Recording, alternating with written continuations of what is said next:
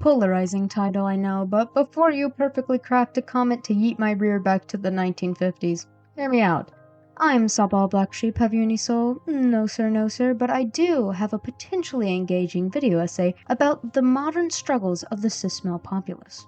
But before I violate your knowledge holes with my uneducated mouth, consider committing arson on the like and subscribe button. Alrighty, let us begin. The quarrel between men and women has been going on for eons. As times have shifted with the birth of the internet, information is readily available to the public, and more progressive thoughts come center stage. As positive as this cultural growth is, it has started to segregate people into two extremist ends socially. Are these extreme feelings pitting both men and women against each other instead of finding common ground in this age of information? I'm just one person, so this video is merely my perspective on the gender divide. In this video, I'll mainly be focusing on the general cis-male experience, as I have talked in depth about female objectification and my experience with that matter in a past video. The content in this video does not mean I think women have it easier. There will be points that I make in this video that are comparable to a lot of women's experiences, but for right now, I won't be going too in-depth on that side of the coin. The dilemma men have faced for a very long time is the unreasonably high standards of the culture we live in. Modern American dogma has idealized wealth, intelligence, and knowing how to play this metaphorical game that is corporate America. An almost cartoonishly exaggerated caricature of the likes of American Psycho's Patrick Bateman seems to hold status in this culture. Most individuals can't be reasonably held to these standards due to their very nature of perceiving the above average as the expectation for all men.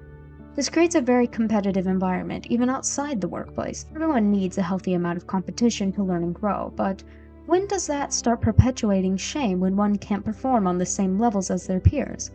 Why should being average be looked down on, since most of us fall into that category and are the masses needed to keep our society afloat?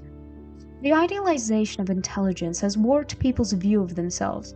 You'll meet more people claiming to have a high IQ than an average one.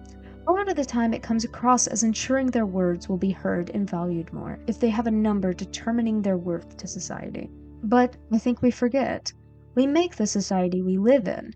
The brilliant are just as important as those who don't shine as bright in that field of intellect. Neither of us exist without each other. Due to our culture that has oriented itself to prioritizing academic accolades, it has done little to nurture other forms of intelligence, such as emotional intelligence, causing the lack of empathy within patriarchal standards to profoundly harm both men and women. The rhetoric of internet communities such as the manosphere or black/red pilled heavily pushes the concept that the only way to be a man is to remove or refuse to perceive a core part of yourself, that being emotional vulnerability. It is common within these spheres to view depression and other forms of mental illnesses as innately weak and unbecoming of a man. This mindset has a devastating effect on those men's relationships of all forms, platonic, familial, and romantic.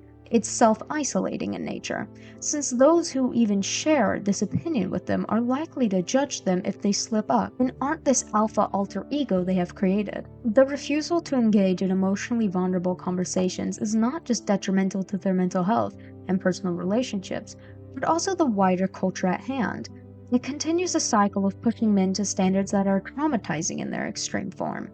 Men shouldn't have to feel as though the only thing that makes them a real man is if they run 10 miles a day, can doodle several women, and then make blood money off of drop shipping. I believe shame is at the core of a lot of plight within our society. One of the most prevalent issues is how our culture views male sexuality. Though sexuality is expected and almost encouraged in a lot of patriarchal environments, it has taken on a connotation of power and masculine prowess. As if the legs of a woman hung over your shoulders is no different than a golden medal tacked to your chest. This doesn't just create a culture that commodifies women and the relationships men have with them, but also gives little room for those who don't fit into sexual norms, such as homosexuality, asexuality, demisexuality, etc. Even that being said, it harms straight men internalizing the necessity of sexuality, building worth upon it in a sense of self. Men aren't sex, they're people.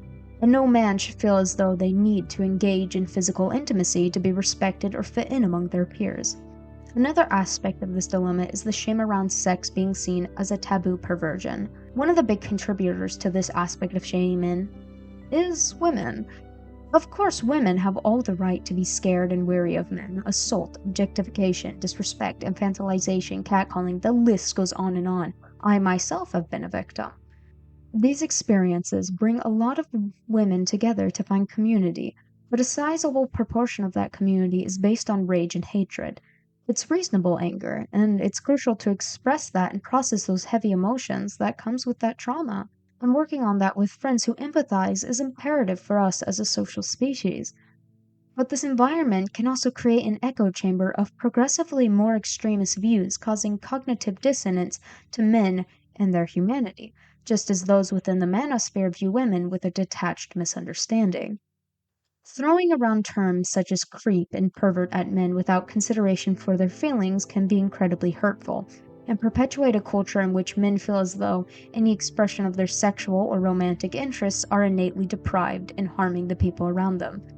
Of course, there are many instances a woman would have every right to call a man a creep. I merely believe that it's used too liberally in modern feminist spaces, and only serves to further push men into defensive ideologies. But to restate, women and everyone should have all the right to call out genuinely problematic behavior. One example of this toxic creep coding of random men is a trend that has been somewhat popular on TikTok as of recent, in which a woman will secretly record a man sitting across from her on public transit. Some of these videos do show genuinely concerning content of the man either touching himself or staring daggers into the person recording. But a larger majority of these videos I came across were some older man, maybe unconventional to modern beauty standards, merely sitting there. Him just looking at her face for a moment before turning away and looking at the phone she's holding propped to her chest, then down, glancing at her legs for a second, then looking back away. The caption is something like, "I hate men," and the comments are calling him a disgusting pig. I look at people in transit. I look at their legs, then the ground, then their face. What did that man do to deserve those hundreds of comments degrading him? There was no context given, just the video. Men just existing around you, perceiving you, and seeing them as innately deprived for that is damaging our culture and the men's sense of self. To be called disgusting for merely existing is anxiety-inducing and can cause internalized self-hatred. An innocent man does not need to shoulder the burden of those who deliberately harm women, just as a woman shouldn't have to shoulder the burden of women who deliberately harm men. It's perfectly okay to be weary of the man and feel uncomfortable. Do what you can to protect yourself. But in my opinion, it's unethical to put someone in front of an audience of thousands to be ridiculed for looking at a woman, not staring, just glancing, even if he were in the confines of his own mind thought she was attractive. So, he did not verbalize it. He is not a creep for merely having a biologically normal thought, just as the woman wouldn't be rude if in the confines of her own mind thought he was unattractive. How our culture raises young boys has ill-prepared many young men for coping with today's society. Most of you are well acquainted with the term "boys don't cry." This term has been used for years to invalidate boys from feeling their pain and emotions. Even I, as a female, grew up with a fairly similar sentiment. Young children are sensitive since they are developing the skills to understand themselves and regulate their emotions. It's important for them to express the wide range of human feelings, not only for introspective growth, but empathic growth as well. Understanding yourself is the gateway to understanding the people around you. The association of feelings with weakness has created an environment that stifles emotional intelligence and self-awareness. As humans are social species, our ability to understand ourselves, others, and communicate effectively is imperative not only to our evolution, but also our survival. The normalization of improper emotional regulation has been the cause of worldwide issues. When you raise world leaders in an environment that doesn't prioritize or give them room for emotional development, this can negatively affect the people they lead. Even on a personal level, the inability to be vulnerable with oneself or others may cause rifts in many relationships. I believe both men and women within our culture aren't given the tools to properly communicate within relationships. This has created a divisive narrative between male and female experiences that is regularly promoted on online spaces. We are unable to change how we as a people were raised. However, we are able to see the issue within this culture and learn from it. Being aware of your emotional experiences and allowing yourself room to feel that doesn't make you weak. Being afraid to look at yourself objectively and work on yourself leaves you at a higher risk of emotional outburst. Prospects of dating within modern culture has become more hostile and diluted. With the rise of dating apps and the loss of third place, dating has become a far more binary concept than it once was. Dating apps in particular have been the cause of a larger rift in the social gender divide, adding to the animosity many men may have towards women and the dating scene, and vice versa. Commonly used dating apps such as Tinder and Hinge have heavily unbalanced user bases, with Tinder having 78.1% men and only 21.9% women. This is bound to create an environment that breeds dissatisfaction and negative self-reflection. These apps are built upon appearances being the first thing the other party sees. One only swipes on the ground of the picture they see in most cases since it's at the top of the page. This doesn't only commodify dating in general, but also objectifies men and women, with most men having little to no matches. It's a natural conclusion for someone to begin looking at their own body as being the culprit of their loneliness. This is damaging to men's mental health, to see their face and body as something unworthy of companionship merely due to it being outside of what the media considers attractive. Platforms such as TikTok and Instagram have created high expectations for men and women to be above average in terms of attractiveness, which is frankly unrealistic. With the high popularity of anti-aging skincare, aesthetics, look-maxing, mewing, bone-smashing, being all used as personalities and solutions, has created a culture that is obsessed with beauty and appearance to an unhealthy degree. It's good to take care of your body and have subjects and topics you enjoy and relate to, but it's getting to the point where insulting someone's appearance to invalidate them is so normalized. How many of you have passed videos of women degrading a man's appearance just because he didn't buy her dinner? Calling men cheap and ugly for not paying for a date is insanity, especially in this economy. Of course, it isn't all women, but there is a plethora of content objectifying men for what they can serve rather than being seen as real people who need genuine connection. Naturally, it does not reflect all women, just a selective vocal group. On the flip side, only paying for a date to pressure a woman into having intercourse with you is profoundly disgusting.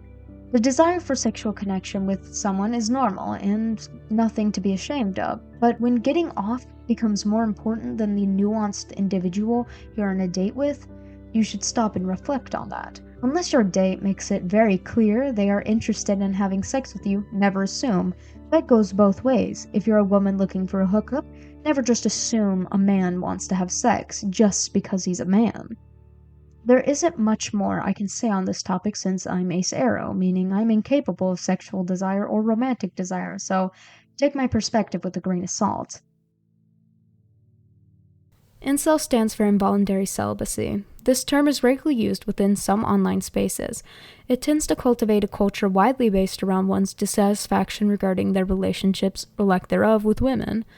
Within these online spaces, sex is idealized to an unhealthy degree, in which people feel as though the ability to obtain sex is reflective of a man's personal worth as well as their merit to society at large. This perspective is objectifying themselves, others, and putting the people around them into strict boxes as a coping mechanism to avoid genuine introspection. Viewing women as tools of pleasure and reproduction rather than a potential life partner or friend. Incels tend to be younger men that can't compete in the modern dating market due to the commodification of dating and the rise of the red pill rhetoric. One aspect of this cultural shift I believe many of us can overlook due to the loud voices of the extreme is that there is a very large group of men walking the edge of these ideologies rather than being fully immersed.